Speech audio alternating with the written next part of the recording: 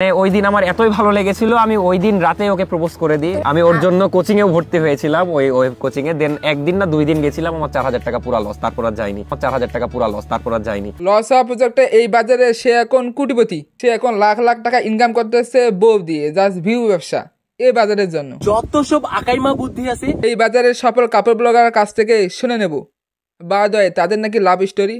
চলো let me সে। আসসালামু আলাইকুম, আমি অর্ক। আজকে আপনাদের most requested video love story, আপনারা সবাই আমাদের জানতে চেয়েছিলেন। তো আজকের ভিডিওতে আমরা আমাদের দুইজনের লাভ স্টোরিটা শেয়ার করব।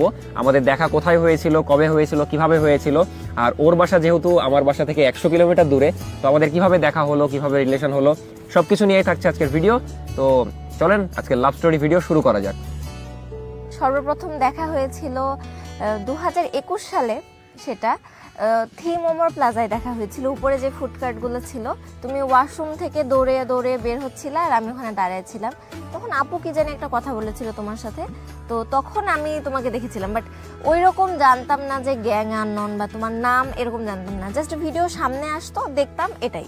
মানে ফ্যান ছিল না, জাস্ট আর কি দেখতো। সেদিন ও আমাকে দেখলেও আমি সেদিন ওকে নোটিস করিনি, কারণ র্যান্ডম ওভাবে অনেক মেয়ের সাথে দেখা হয়, অনেকের সাথে কথা হয়, তো সেভাবে সেদিন আমি নোটিস করিনি। বাট আমি নোটিস করেছি 2022 সালের ডিসেম্বর মাসের 23 তারিখে, 23শে ডিসেম্বর। সেদিন আমি ওকে ফার্স্ট নোটিস করি, যেদিন আমাকে আমার ওকে দেখে ভালো লাগে।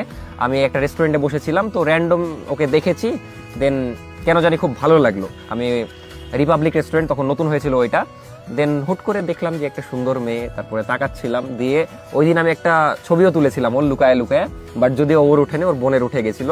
কি একটা ভাগ্য, সেদিন ওর সাথে আমার কথাও হয়ে যায়। মানে ওর বোন কোন একটা দরকারে আমাকে ডাকে, দেখা হয়। এরপর হচ্ছে আমি নিহারি খাচ্ছিলাম, অর্ক তখন আমার সামনে বসে দিয়ে দেখছিলাম ওই চা খাচ্ছে, আর ভেবে একটু বাঁকা চোখে বারবার আমার দিকে তাকাচ্ছে। তখন আমি বুঝছিলাম ছেলেটার মতলব কিছু একটা খারাপ হতে পারে। যাই হোক, তারপর ওখান থেকে বের হই, দিয়ে আমরা মেনলি হচ্ছে হাঁটছিলাম একসাথে রিপাবলিক থেকে। তখন আমরা থাকতাম সাগরপাড়ার ওখানে, তো জানবেনই ডিস্টেন্সটা কত দূর। তো ওখানে হাঁটতে হাঁটতে আমরা গল্প করতে করতে চলে আসছিলাম এত দূর, আর সাথে আমার আপুও ছিল। তখন সাগরপাড়া যখন এসেছিল আমাদের বাসা ওখানে, তখন ওখানে বসে আবার চা খেয়েছিলাম, ওখানে আবার চা খাওয়া হয়েছে, দিয়ে ওখানে ছবি টবি তুলেছিলাম। আর ওখানে ফার্স্ট ছবি তোলা হয়, ওখানে ফার্স্ট ছবি ওইটা আছে। তো তারপরে আবার ওইটা চাওয়ার জন্য যাই হোক আমরা হোয়াটসঅ্যাপ না ইনস্টাগ্রামে কানেক্ট হই। দেন হ্যাঁ, দেন ওই বাসায় যে কে আগে মেসেজ দিয়েছিল? তুমি। আমি মেসেজ দিয়েছিলাম, মানে তুমি ছবি তুললা, তোমার দরকার, আমি মেসেজ দিলাম। তুমি মেসেজ দিয়েছিলা যে বাসায় পৌঁছে গেছি। ও আচ্ছা, যাই হোক, তারপরে ওকে ছবি টবি দিলাম, আর ওই দিন থেকে শুরু হয় আমাদের কথা। আর যাই হোক, তারপরে কথা বলতে বলতে রাত 12টাও পার হয়ে যায়। এবার সবচেয়ে মজার স্টোরি, আর ওকে আমার এতই ভালো লাগে, আর ওই দিন এত গল্প করা হয়েছে, আর দেখলাম যে আমাদের মেন্টালিটির খুবই মিল। তারপরে আমি ওই দিনই ওকে প্রপোজ করে দিই আর কি।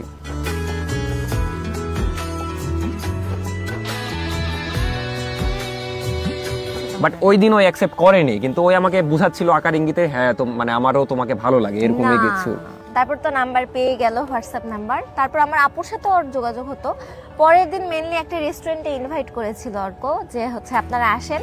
তখন আমরা গেছিলাম, যে ওখানে দেখা হয়, কথা হয়। এটা না বললে আমাদের লাভ স্টোরিটা একটু অপূর্ণ থেকে যাবে। শুরুর দিকে যখন দেখা হয়তো, ওর গান আমার খুব ভালো লাগতো, এখনো লাগে, বাট এখন আর ওভাবে শোনা হয় না। বাট তখন রেগুলার গান শোনা হতো, দেখা যাচ্ছে গান শোনার বাহানাতেও দেখা করা হতো।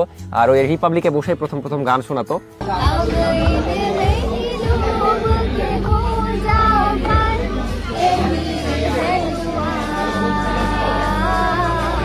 আর এখানে সবচেয়ে মজার বিষয় হলো যে যেদিন থেকে ওর সাথে পরিচয় হয় বা প্রপোজ করি, যেদিন থেকে কথা শুরু হয়, তার পরের দিন থেকে মানে টানা মনে হয় 20 থেকে 24 দিন মেবি আমাদের টানা দেখা হয়েছে।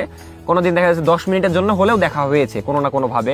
দেখা যাচ্ছে ওর বোনের সাথে বের হয়েছে, আমি যে ওখানে একটু দেখা করে আসলাম, বা আমাকে জিজ্ঞেস করতো, আমি তখন ওয়েভে কোচিং করতাম, আমাকে বলতো তোমার কোচিং টাইম কখন। আমি ওর জন্য কোচিং এও ভর্তি হয়েছিলাম, ওই ওয়েভ কোচিং এ। দেন একদিন না 2 দিন গেছিলাম, আমার 4000 টাকা পুরা লস, তারপর আর যাইনি। কারণ আমি যাইতাম ওকে দেখতে, তারপরে কোনো এক কারণে ওই হয়তো যাইতো না, আমারও যাওয়া হতো না। যেদিন থেকে পরিচয় হয়েছে তারপর থেকে মানে টুকটাক আমি জানতামও না যে এখানে অর্ক আসবে। সাপোজ আমি আমার বোনের সাথে বের হলাম, দেখছি অর্ক হাজির এসে, মানে ওই সিস্টেমে প্রত্যেক দিনই দেখা করে নিত। আর ওই কি ওভাবে ডাইরেক্ট মানে আমার কি বলে প্রপোজাল অ্যাকসেপ্ট করেনি, ওই একদম ধীরে ধীরে বুঝিয়েছে যে হ্যাঁ আমিও পছন্দ করি। দেন একদম অনেক দিন, তাও 1 মাসের মতো এরকম যাইতে যাইতে তারপরে ধীরে ধীরে বুঝালো।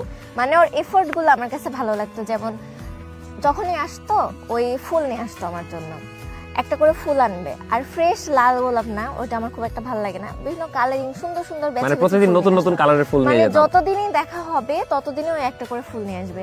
তারপর অর্কর সাথে মেইনলি আমার রাজশাহী শহর টুকটাক করে চেনা, যেমন আমাকে বোধহয় বলতো যে চল কোচিং এ যেন হারায় না যাস, মানে ফার্স্ট আমরা ফ্রেন্ড ছিলাম, যে তোকে রাস্তা চেনাই, দিয়ে ঘুরাতো যে এই দিক দিয়ে এখানে যাওয়া যায়, এই দিক দিয়ে এখানে যাওয়া যায়, এভাবে আর কি।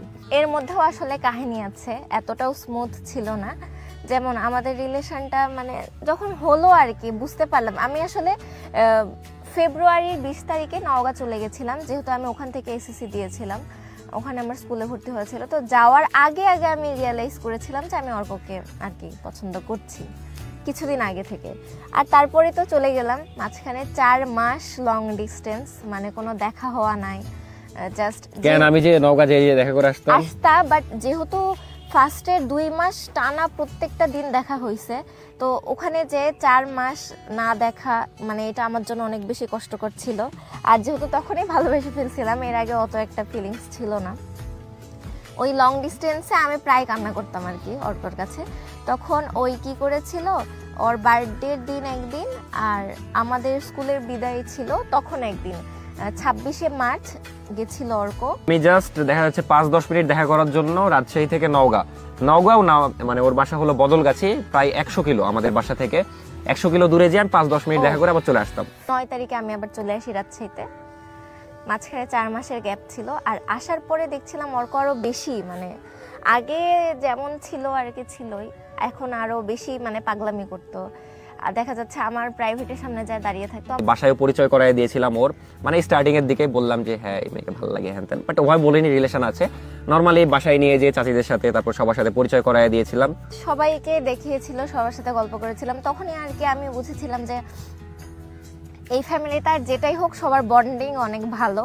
প্লাস এগুলো সবকিছু দেখে আর কি আমি ইমপ্রেস হয়েছিলাম। আর অর্ক আমার কাছে রিলেশন টাইমে মানে কোনো কিছু লুকায়নি, ওর কতগুলো এক্স সেগুলো আমি জানতাম, তাদের সাথে কি কাহিনী, কার সাথে কেমনে ব্রেকআপ, সবই আমি জানতাম। মানে আমার কথা ওই যদি আমাকে হয়তো যদি অনেক মিথ্যা কথা বলে পটানোর ট্রাই করতো, তাহলে হয়তো আমাদের রিলেশনটা এত দূর আসতো না। যেহেতু ওই অনেস্ট ছিল, আমাকে সবই জানিয়েছে, তার লাইফের কি কি স্টোরি সব কিছুই। তো এইভাবেই আর কি আস্তে আস্তে ইমপ্রেস হয়ে যায়। আর তারপরতেই তো সাব্বাস, বিয়ে হয়ে গেছে আমাদের।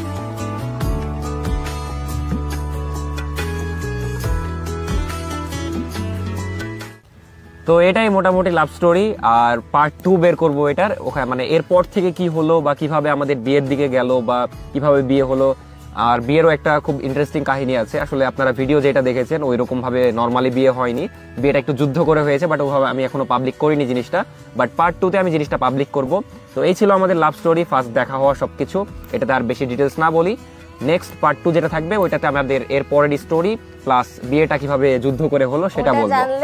ওটা জানলে আপনারা মানে কি বলবো অন্যরকম রিঅ্যাকশন হবে। তো এই ছিল আমাদের লাভ স্টোরি ভিডিও। দেখা হচ্ছে পার্ট 2 বা নেক্সট ভিডিওতে। ততক্ষণ সবাই ভালো থাকবেন, সুস্থ থাকবেন, আল্লাহ হাফেজ।